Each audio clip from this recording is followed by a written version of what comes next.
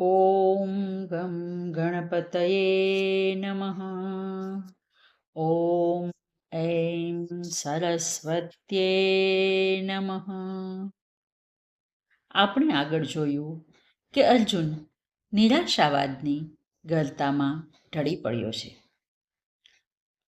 હવે એટલે જ તે આગળ 34, 35 અને 36માં શ્લોકમાં કહે છે, આચાર્યા પિતરઃ પુત્ર તથૈવ ચ પિતામહા માતુલઃ શ્વશુરા પૌત્રા શ્યાલા સંબંધિનસ્તથા એતાન્ન હન્તુમિચ્છામિ જ્ઞતોપી મધુસૂદન અપી त्रैलोक्य राज्यस्य हेतो किं नु महि कृते निहत्य धार्तराष्ट्रान्न का प्रीति स्याज्जनार्दन पापमेवाश्रयेदस्मान् हत्वैतानाततायिनः.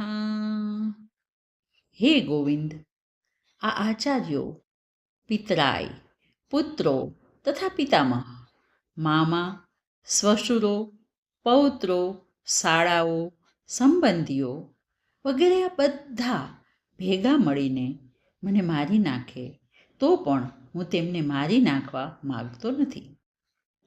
આ તો સામાન્ય રાજ્ય છે, પણ કદાચ ત્રણેય લોકનું રાજ્ય પ્રાપ્ત થતું હોય તો પણ મારે આ લોકોને મારવા નથી.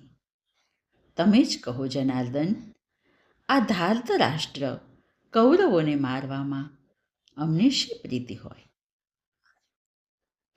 અહીં 35મા શ્લોકમાં એતાન્ન હન્તુમિચ્છામિ જ્ઞતોપી મધુસૂદન, ભગવાન કૃષ્ણ માટે મધુસૂદન શબ્દનો પ્રયોગ થયો છે.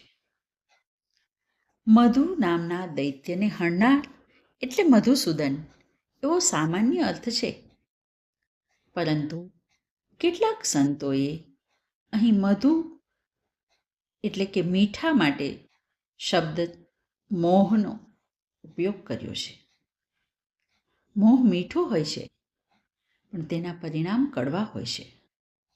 જીવાત્મા આ મોહ નામના દૈત્યથી હંમેશા બંધાયેલો રહે છે.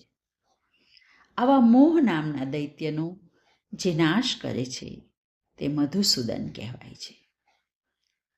વળી 36મા શ્લોકમાં કા પ્રીતિ સ્યાત જનાર્દન, અહીં કૃષ્ણ માટે જનાર્દન શબ્દનો પ્રયોગ થયો છે.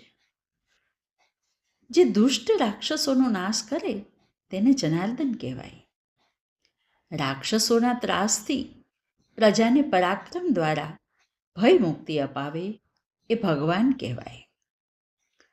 અત્રે યાદ રાખવું જોઈએ કે ભગવાન નમાલો ન હોય, ભગવાન પરાક્રમહીન ન હોય, ભગવાન અહિંસાવાદી પણ ન હોય અને હિંસાવાદી પણ ન હોય.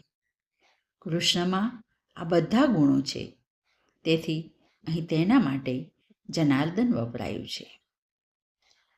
આગળ 36મા શ્લોકમાં અર્જુન કહે છે, આ આતતાઈઓને મારીને અમને પાપ જ લાગે.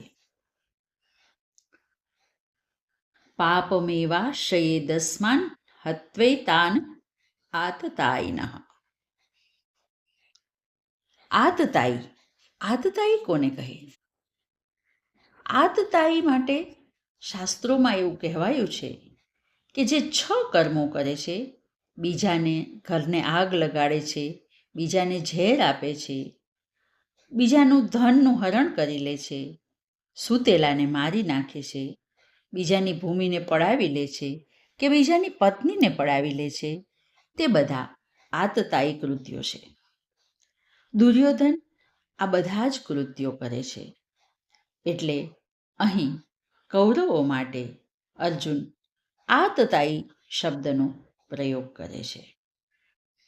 એ પછી 37મા શ્લોકમાં અર્જુન કહે છે, તસ્માન નાર્હા વયમ હંતુ ધાર્તરાષ્ટ્રાન સ્વબાંધવાન સ્વજનમ હિ કથમ હત્વા સુખિન શ્યામ માધવ.